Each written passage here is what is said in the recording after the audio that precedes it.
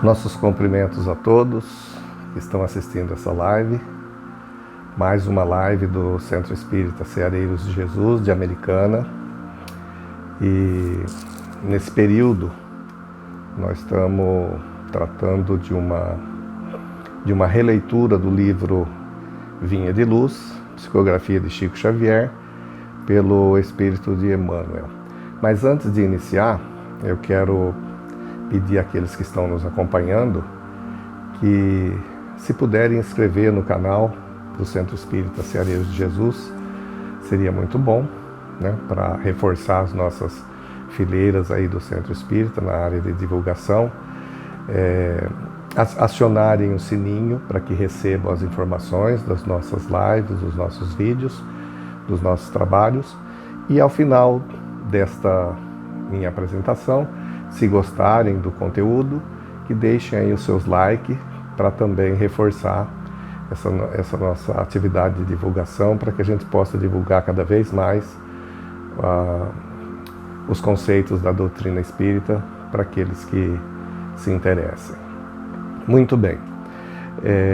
Então, do livro Vinha de Luz, o capítulo de hoje, mais especificamente o capítulo 31, o título De Ânimo Forte.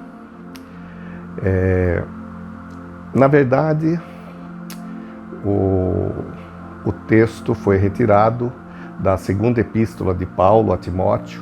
Timóteo, um dos seus assistentes de confiança, né, na divulgação do Evangelho do Cristo, e de confiança de Paulo. Paulo, já nessa época, preso em Roma e com a vida chegando ao fim, resolveu escrever mais essa epístola, principalmente destinada a Timóteo, com orientações para que o mesmo desse continuidade a esse trabalho de apóstolo também, né, de divulgação do cristianismo, das mensagens do Cristo. Nessa segunda epístola, vai de 1 a 7, o texto aqui destacado, e especificamente o benfeitor espiritual destacou a seguinte frase dentro do texto para ser analisada com mais profundidade. A frase é a seguinte: isso no sentido de orientar Mateus e dar subsídios a Mateus, a Timóteo, aliás, para que ele tivesse mais subsídios para continuar o trabalho de Paulo, né? Então diz aí o apóstolo Paulo a Mateus, a Timóteo, nessa epístola: porque Deus não nos deu, então, Timóteo, porque Deus não nos deu o espírito de temor, mas de fortaleza, amor e moderação. Então, o benfeitor espiritual Emmanuel destaca esta frase para fazer uma análise mais profunda, para que a gente possa entender desse pequeno trecho, mas com muita profundidade, com muito conteúdo implícito nessas palavras, né? A gente possa destrinchar isso de uma forma mais clara. Espero poder fazer isso também, acrescentando algo mais aqui, para que os nossos espectadores aí consigam tirar proveito desse nosso bate-papo. Muito bem, eu entendo o seguinte, que para a gente, durante a leitura do texto, para que o texto fique mais claro, fique mais compreensível, é preciso que a gente comece a entender a frase aqui no início, né? Então, Paulo está se dirigindo aqui ao Espírito, porque Deus não nos deu o Espírito. Então é o Espírito que Deus nos deu. Quais as características? Não é de temor, mas de fortaleza, amor e moderação. É a essência do Espírito, né? Que nós, às vezes, espíritas, chamamos de centelha divina algumas vezes. são os atributos divinos que estão implícitos no Espírito. A essência espírita vem com esses atributos. E é isso que Deus nos deixou, né? Através desse Espírito, que é o princípio inteligente que nos anima, a essência da nossa vida. A matéria, o apóstolo Paulo não está se dirigindo à matéria, ele está se dirigindo ao Espírito que Deus nos deu. A matéria é importante, mas como um acessório. Então, a partir de agora, nós vamos analisar o texto. Eu proponho que a gente analise o texto com essa visão de que Paulo está se dirigindo a esses atributos do Espírito que Deus, do Espírito essencial que Deus nos deu a cada um de nós, né?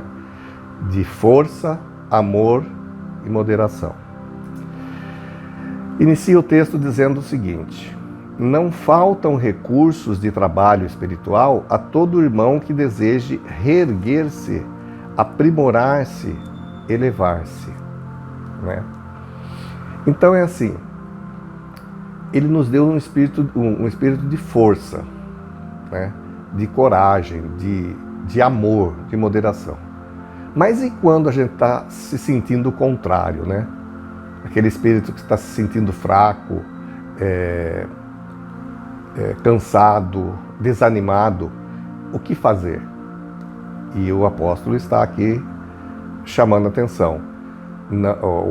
O benfeitor aqui procurando entender essa colocação de Paulo com base na palavra do Cristo, para a gente entender melhor.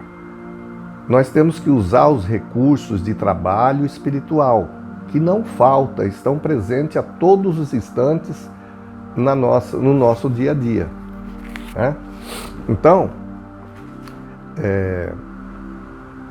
todo aquele que deseja reerguer-se, aprimorar-se, elevar-se, vamos buscar o trabalho. É isso que ele nos prega.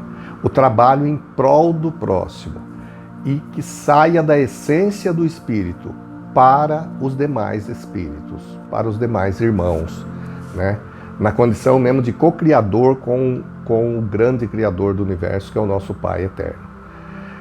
E continua o texto: lacunas e necessidades, problemas e obstáculos desafiam o espírito de serviço dos companheiros de fé em toda parte. Então, essas lacunas, essas necessidades que a gente observa na nossa vida, né? Esses problemas, os obstáculos, ele é um desafio a esse espírito de serviço, de fé que está dentro de nós. Basta a gente tentar despertar esses atributos para você se levantar, para você se revestir de força, para você se revestir de fé, né? E ir avante, trabalhar, construir, e dessa forma a gente deixa todo aquele estado de desânimo, de temor, de medo, né? Que a gente geralmente tem, e tudo dá certo. Nesse momento, a hora que a gente toma os primeiros passos, o universo começa a conspirar a nosso favor, e os nossos irmãos maiores nos ajudam, e tudo começa a dar certo. Continua o texto. Aí uma pergunta, né? Onde, porém, os que procuram abraçar o trabalho por amor de servir? Essa é a questão, né? Com raras exceções, observamos na maioria das vezes a fuga, o pretexto, o retraimento. É esse medo que paralisa, que promove a fuga, né? Daquilo que realmente nós temos que fazer, daquilo que nos compete, que é seguir avante na vida, vencendo os obstáculos, trabalhando e sempre trabalhando em prol da vida, principalmente da vida do próximo, porque aí é que vem para a gente a nossa colheita, e essa colheita é que nos vai revestir de força, nos vai revestir de amor, de moderação. O trabalho em si vai promover isso aí. Então é preciso procurar, porque onde aqueles que abraçam o trabalho realmente por amor de servir, né? E o antídoto é esse. Continua o benfeitor dizendo: aqui há temor de responsabilidade. Ali, receios da crítica, medo de ser criticado, né? Eu vou fazer isso, vão me criticar. Acolá, pavor de iniciativa a benefício de todos. O medo, o receio da crítica, né? Mais uma vez promovendo o desânimo. Mas Deus não nos deu esse espírito. O nosso espírito tem os recursos da força, da fortaleza, né? Do amor, da vontade, da caridade, da fé e da moderação para atuar dentro de um padrão aceitável. Por que não ir à frente, ir avante? É aí que nós temos que insistir. Então, é nesse sentido que o benfeitor está nos chamando aí para atuar sempre com o trabalho em benefício do próximo. Continua o texto: como poderá o artista fazer ouvir a beleza da melodia se lhe foge um instrumento? O artista que toca muito bem um piano, né, domina o piano e consegue tirar dele grandes melodias, se não tem o piano, não tem como tocar a melodia. Analogia que o benfeitor faz aí. Como poderá o artista fazer ouvir a grande melodia, a bela melodia, sem o instrumento? O instrumento que fugiu. Nesse caso, temos em Jesus o artista divino. Jesus é o pianista das músicas das esferas celestiais, né? A mais linda de todas. É o divino artista. E nós outros, encarnados e desencarnados, somos os instrumentos dele para a eterna melodia do bem do mundo. Se a gente não se apresenta para o trabalho, Jesus não tem como nos usar como instrumento. Olha só. Daí que a gente tem que ir à luta para ter o apoio de Jesus. Com o apoio de Jesus, o nosso espírito tem condições de despertar todos esses atributos que é inato na essência do espírito. Então vamos à luta, vamos ao trabalho, né? Se apresente para o trabalho e faça aquilo que lhe compete, e Jesus, que é o grande artista, através de nós, vai estar executando as mais belas melodias do trabalho em benefício do próximo, considerando o próximo tudo que está ao nosso entorno, não só os nossos irmãos humanos, mas todo o universo ao nosso entorno. Trabalhar para ser co-criadores junto com Deus. E aí a gente desperta essa coragem, né? Essa força, essa fortaleza da essência do Espírito que Deus nos deu. E continua, quase terminando o texto: se algemamos o coração ao medo de trabalhar em benefício coletivo, como encontrar serviço feito que tranquilize e ajude a nós mesmos? Se a gente fecha o nosso coração para o trabalho ao próximo, fazemos nada em prol do próximo, em prol do universo, em prol da obra divina, mas nós queremos que o universo faça por nós. Onde a gente vai encontrar?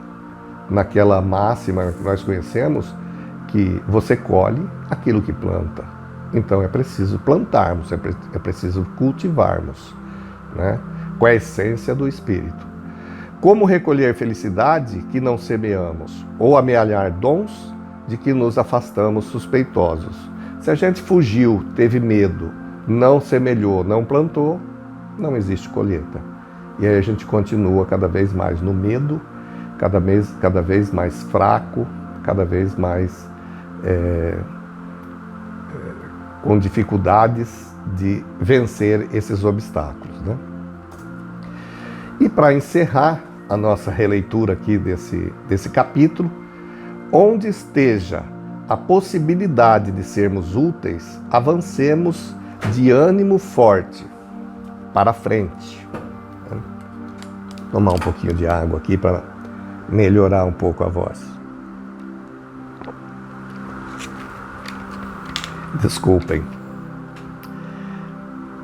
Onde esteja a possibilidade de sermos úteis, avancemos de ânimo forte.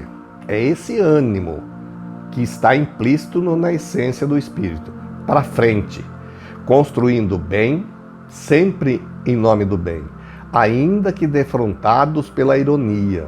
Isso vai acontecer, porque nós todos somos seres humanos em evolução e as vicissitudes humanas ainda estão sujeitas a tudo isso. Defrontados pela frieza ou pela ingratidão, porque conforme a palavra iluminada do apóstolo aos gentios, a gente volta no princípio. Deus não nos deu o espírito de temor, mas de fortaleza, amor e moderação. Esta é a grande verdade, essa é a grande essência do Espírito, e nós temos que ter fé raciocinada de que isso é uma verdade. O Espírito vem de Deus, o espírito de fraqueza, o espírito de desânimo, de falta de vontade, não é o espírito que Deus nos deu. Ele não é a essência. Busquemos a essência do Espírito, encontremos nela a verdade, a força, a fortaleza, né? O amor, a moderação, e coloquemos em prática isso no nosso dia a dia, porque é isso que Deus espera dos seus filhos. Era essa a mensagem, eu espero ter contribuído para a gente clarear um pouco mais o texto desse livro, que vocês tenham aproveitado né, de forma melhor possível, e até uma próxima oportunidade, se Deus quiser.